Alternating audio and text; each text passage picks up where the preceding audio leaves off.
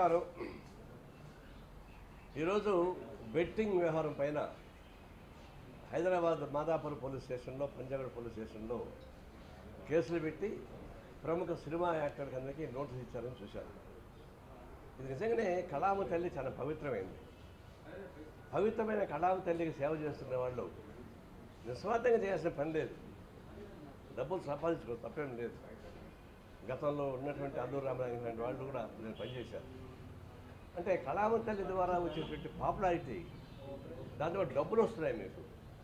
అలాంటప్పుడు ఒక చీప్ సాహిత్యం లేదా చౌకబారి ప్రకటనల ద్వారా డబ్బుల కోసం కక్కుర్తిపడి ఇట్లాంటి బెట్టింగ్ వాటిల్లో మీరు పాల్గొనడం అనేది చాలా విచారకరం. ప్రజలు చాలామంది సామాన్యులు ఒక లీడింగ్ సినిమా యాక్టర్ చెప్పినప్పుడు నిజం అనుకుంటారు. ఎందుకంటే కళామ తల్లి మీకు ఇచ్చినటువంటి సర్టిఫికెట్ ఒక లీడింగ్ యాక్టర్ కాబట్టి మీరు చెప్పింది నమ్ముతారు జనం. మిమ్మల్ని ఉపయోగించుకొని ఈ బెట్టింగ్లను ఉపయోగించుకోవడంతో పాటు తర్వాత ఈ బోగస్ రియల్ ఎస్టేటు, బోగస్ బంగారం వ్యాపారం, ఆ రకరకాల పద్ధతుల్లో సినిమా యాక్టర్ దాని మీద చేస్తూ ఉన్నారు. ఇప్పుడు దీనిలో కొంతమంది ఏమంటారు, తెలియక చేశానని చెప్పేసి ఒక ఆయన అంటున్నాడు. చట్టపరంగా ఉంది కాబట్టి నేను చేశాను అంటున్నాడు. ఏం చట్టం? పనికిమాలిన చట్టం. చట్టం వేరు, నైతికత వేరు. గుట్కా కూడా ఇది ఆహార వస్తువులు ఇది ఒకటని చెప్పేసి ఒక పనికిమాలిన జడ్జిమెంట్ ఒకటి వచ్చింది.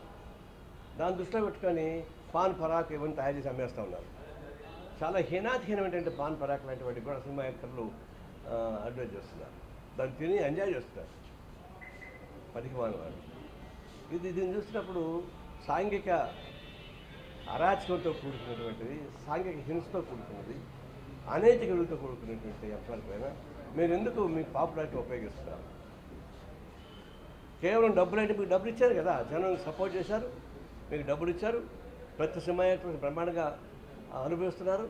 కొంతమంది సినిమా యాక్టర్ రిటైర్ అయిన వాళ్ళు మామూలు యూట్యూబ్లో యాక్ట్ చేసుకుంటున్నారు, సీరియల్స్ యాక్ట్ చేసుకుంటున్నారు. చేసుకోండి, అనేక సీరియల్స్ వస్తున్నాయి, దాన్ని చేసుకొని పోయి ఎందుకు పాడుపుత్రులు పని చేస్తున్నారు? ఇప్పుడు దాకా జనం చేత మెప్పించబడి ఇలాంటి చేస్తున్నప్పుడు ఎంతమంది ఆత్మహత్య చేస్తున్నారు బెట్టింగ్ నహర్.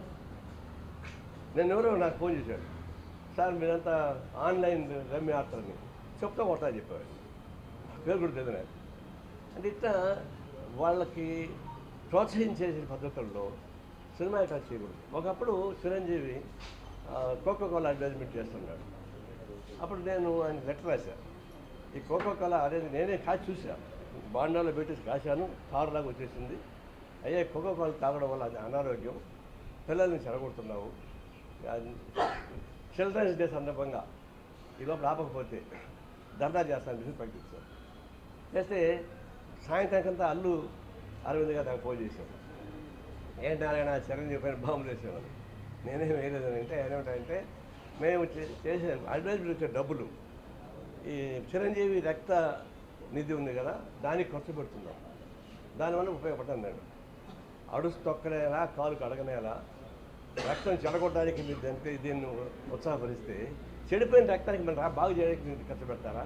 ఇదేం అన్యాయం ఇది అని అంటే మరుసటి రోజు ఫోన్ చేశాడు, మాకు 3 నెలలు టైం ఇవ్వు, ఎందుకంటే ఆల్రెడీ అగ్రిమెంట్ ఉంది కాబట్టి సాధ్యం కాదండి. కరెక్ట్గా 3 నెలల తర్వాత ఆపేశాడు. మన చిరంజీవి ఎప్పుడు కోకోకోలాకి చేయలేదు, ఎంత డబ్బులు ఇస్తా కూడా. అట్లా ఉండాలి, ఉంటే స్పిరిట్. ఇదేంటి పనికిమాలిన వ్యవహారం? కాపాడుకోవడానికి ప్రయత్నిస్తున్నారు. అదేమంటే చట్టబద్ధం ఒకడంటాడు, నాకు తెలియదు, ఇంకొకటి తెలియదా? సినిమాలో పనిచేసేవాడు తెలియకపోవడం దానిలో కళాంతకుడు, అన్ని విషయాలు తెలుసు. తెలియకపోవడం కాదు, కేవలం పైసా కోసం కక్కుర్తిపడి సమాజాన్ని చెడగొట్టబాకండి, యువతను చెడగొట్టబాకండి, సమాజ కాలుష్యం చేయబాకండి. దయచేసి చెప్తా ఉన్నాను, ఇప్పుడు దాకా నేను చేసింది అయితే ఏదో పనిష్మెంట్ ఇస్తా తెలియదు, గవర్నమెంట్ తగిన పనిష్మెంట్ ఇవ్వాల్సింది. భవిష్యత్తు ఇట్లాంటివి ప్రత్యక్షంగానో పరోక్షంగానో పర్మిషన్ ఒప్పుకోకూడదు. ప్రభుత్వం అంటావా, ప్రభుత్వం అనేక రుసుగులు ఉన్నాయి. ట్రంప్ ఏమన్నాడు తెలుసా?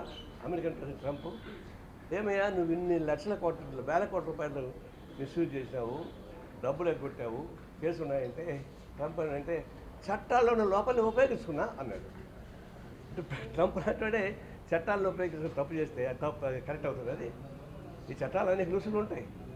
నైతికత లేదా, మానవత్వం లేదా, సమాజం ఐక్యభావం లేదా, కేవలం డబ్బులే కావాలన్నా దొంగ మార్గం డబ్బులు సంపాదించాలన్నా ఇవన్నీ కూడా కేవలం చట్టం అని ఇంక రూల్స్లని నాకు తెలియదని అమ్మాయికి పోటీ పెట్టుకోకండి.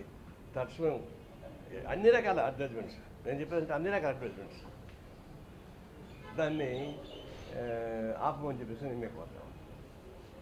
సార్ ఇప్పుడు జనాలకు వీళ్ళు ప్రచారం చేస్తేనే వాటన్నిటి ఉపయోగించే పరిస్థితి ఉంది సార్. సోషల్ మీడియా ద్వారా కావచ్చు, లేదంటే ఇతర సెల్ ఫోన్ల ద్వారా వాళ్ళంతా వాడుతూనే ఉన్నారు కదా సార్. అది కూడా వచ్చింది. ఇప్పుడు సోషల్ మీడియా ద్వారా వచ్చేటువంటి ప్రచారం కానీ, ఫోన్ ద్వారా వస్తున్నటువంటి ప్రచారం కానీ, నేను చెప్పే కదా, నేను నాకే ఫోన్ చేశాడు సార్, వాడు నాకు తెలియదే వాడికి, సార్ బెట్టింగ్లు ఇది చేస్తారా సార్, తర్వాత ఆన్లైన్ రమ్మీనా, ఆన్లైన్ రమ్మీ ఏం సార్ అంటే చెప్పుతో కొట్టాలని మళ్ళీ ఫోన్ చేస్తాను వస్తుంటాయి.